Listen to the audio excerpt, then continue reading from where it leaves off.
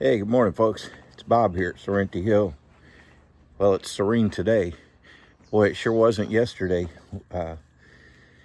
Today is Memorial Day, and I hope you take a special moment to remember those. You know, I'm a veteran. I get people all the time trying to make like Memorial Day is a special day for me. It's not special for me personally, but it is special to me because it's a day we remember not the veterans like me that are walking around, but those who didn't come back,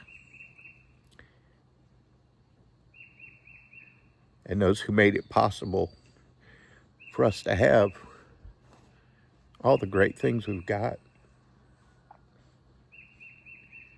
And it kind of chokes me up a little bit, and that's all right, because we do need to remember all of those who don't get old and gray and have aches and pains, and go through the storms and spend time without electricity because they're forever young. But we owe them a lot today, and we need to remember that. So Deb's having to work today. She does home health care, and the people that she's caring for, they don't they don't quit having needs just because it's a holiday. So she's at work today. So I'm going to be working my tail off. It's serene and beautiful today, but boy, yesterday it wasn't. We had some storms roll in about 7 o'clock yesterday morning, somewhere around there, about the time that Debbie was pushing the on button on the coffee pot. The lights went out, and we didn't get power back until about 9 o'clock last night. And I feel very fortunate in that we weren't able to get out and go to church yesterday because both of our ways to get from here to there were blocked with down trees and down power lines. And we did get out late yesterday afternoon, went to Menards and looked at some stuff, and went and got some dinner because we didn't want to cook in the dark and just wanted to get out and see what was going on. And there's a town to the east of us, one side of it, a couple trees down, no big deal, but on the other side of it, for probably 3/4 of a mile, it looked like someone had come through with a giant hand and just knocked trees over. And there were a lot of houses with damage, a lot of power poles down. Just driving through there, I counted at least half a dozen power poles down, and all kinds of crews out there working on it and the like. And I said, we got power back about 9 o'clock last night, but they're looking at the outage maps. 90% of the Ozark border customers in our county were without power at one time yesterday. So that was a crazy storm, and it was big too, because it also went through where our granddaughter lives, about 55 miles away, in the town of Dexter, and it tore it up pretty good too, and they were without power. I don't know. Last night, she and her kids and their fiance were over at a church basement where they had generators running and had fans going, riding it out there. And they had branches all over the yard and a couple trees down, and their carport was gone. So they were very fortunate. But yeah, I kind of tore it up. So what I'm doing today, besides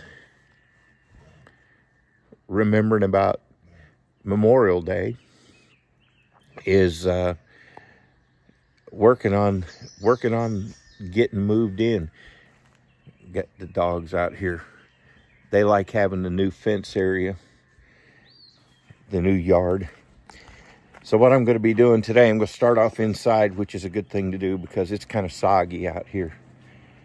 I've got some things to plant. We're making a flower garden area. I've got some things to plant, but it's too wet to go digging around there. So what I'm going to do is I've done a lot of cleanup inside here, but I've got a lot of stuff that I got to get rid of. You know, it was all that scrap wood in front of the door. It's gone. Saw and some other equipment.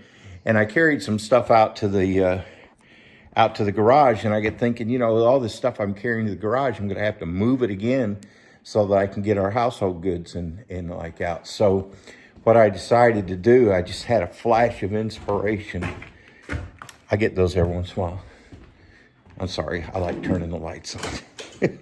I worked awful hard to be able to do that. So what I'm going to do is I've been doing some cleanup around here, and I'm going to move the washer and dryer and the deep freeze and the fridge in, and that will pretty much clear out the laundry shed.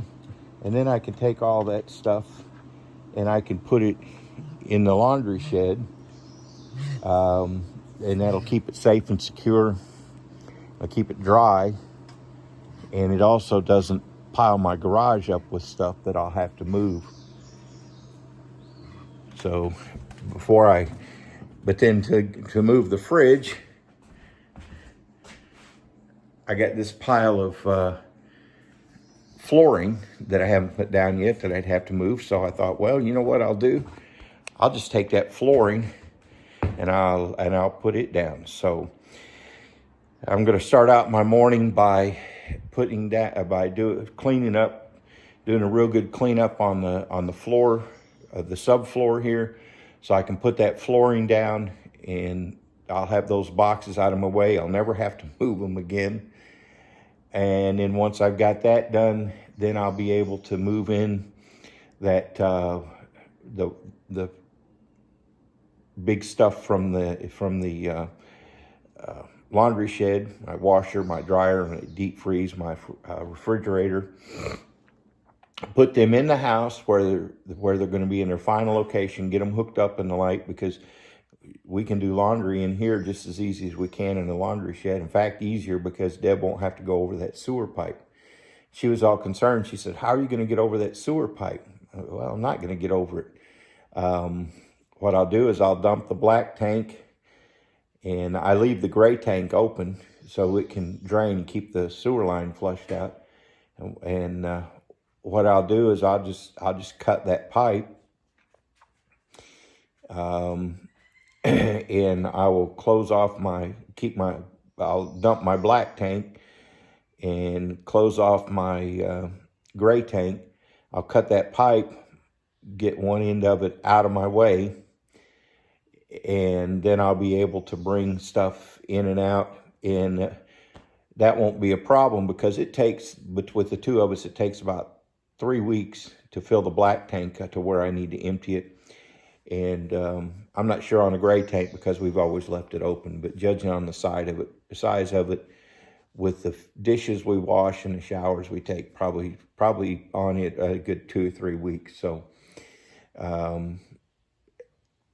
by then I'll have everything in here, and we'll probably be in here. I'll hook the pipe up one last time to dump those, and then I can just get rid of it, or just leave it there until we move the RV.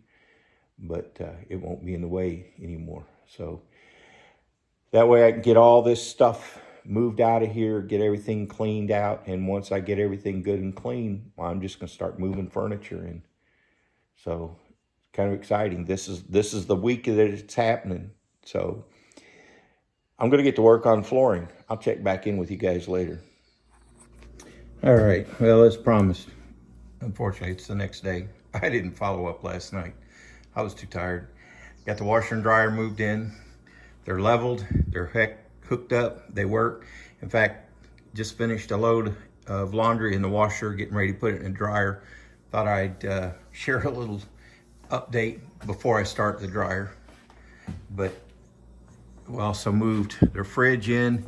In the fridge, the doors used to open on the right, and it was a pain. But now we got it where they open on the left, so as we come in, we'll be able to put groceries down on this counter and load up into the fridge, and it also will work out well for getting stuff out of the fridge, and boom, basically turn around and there's the stove. So don't worry. This is a piece of plywood I put on there when I painted the door. In previous videos, you've seen how dirty that door was. I scrubbed it clean and masked it and painted it.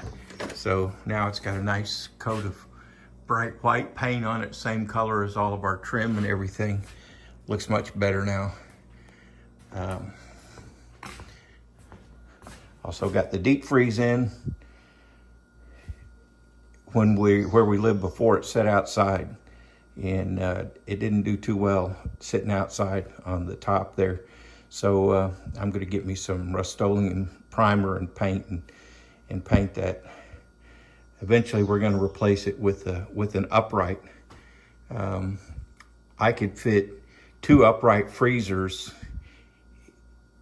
2 24, 25 cubic foot upright freezers in the same footprint as this one. Plus, I don't have to stand on my head to get stuff out of it. So, and this is this was the thing I worked on today. Well, yesterday I got the flooring down in the dining room. Of course, I got stuff on it, and now that I've got the laundry room emptied out, I started out moving out. My work tables are gone. My belt sander is gone. My table saw is gone. My miter saw. A lot of my wood is gone. It's all in the laundry shed. I'll be emptying that shelf off tomorrow, and I'll put it in here in the pantry, and we'll start loading it up. We've got several cases of canned, home canned food that we got sitting out in the laundry shed. I'll be able to put that on shelves. So I'll get this area all cleared out tomorrow, and then also get my air compressor out of here and get the bedroom cleared out and start vacuuming. So as you can see, we're making progress and starting to look more like a house and less like a workspace. So yeah, I'll be getting over the next couple of days, getting that all cleared out. Looks nice back there. I know it's still not done, but man, it looks a lot better than it has for a long, long time. So we'll get that stuff all cleared out and then be ready to start doing some intensive cleanup, and we'll be ready to start moving furniture in. So, but I tell you one thing, I did decide. I don't have one of those furniture dollies, that's got the roller, the belt roller kind of deal on the back of it, like you get from U-Haul, which are really nice because when you're coming upstairs, you can lean the thing back and that helps you come upstairs. So bringing this stuff up the stairs was it was a chore. So I think before I load the heavy stuff in, like our dresser and chest of drawers, there's no way I could get those up those stairs by myself. So I'll get me some 2x6s and just make myself a ramp coming up the steps, leave space in between there for me to walk at them. That'll facilitate that, as those things are heavy. Our dresser and chest of drawers are they're about 100 years old, and they're solid wood, We bought them back in 1979 when we first got married. Bought them from one of these places up there that sold furniture from estate sales, and so they are solid. They're heavy. No way I might be able to get the chest of drawers up, but no way I could get the dresser up here by myself with those stairs without building a ramp. So I'll get me a couple 2x6s and make a ramp. I normally have stuff like that around, but I've used up most of my stock of wood. So yet another trip to the store. So at any rate, I went ahead, like I said, we did our first load of laundry in the house before I go out to the RV. Hi there, Leo. The dogs like it. There's Leo, come in to pay me a visit. Now that I got the fence all the way around the house as well, why they can come up and visit, and they've been enjoying exploring their new digs. So the only thing is, they figure since it's a house, there's got to be treats in it, and there's no treats in it, so they're not real happy about that. But I guess I'll have to get over it. All right, so that's just an update on where we are right now. Just Leo found him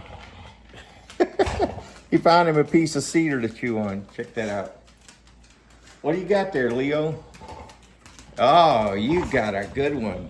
You got a good one. Yeah, that's a good one. Yeah. Oh, is that special? Your special treat? You gonna go out and chew on it? Yeah. Or he's wanting to play.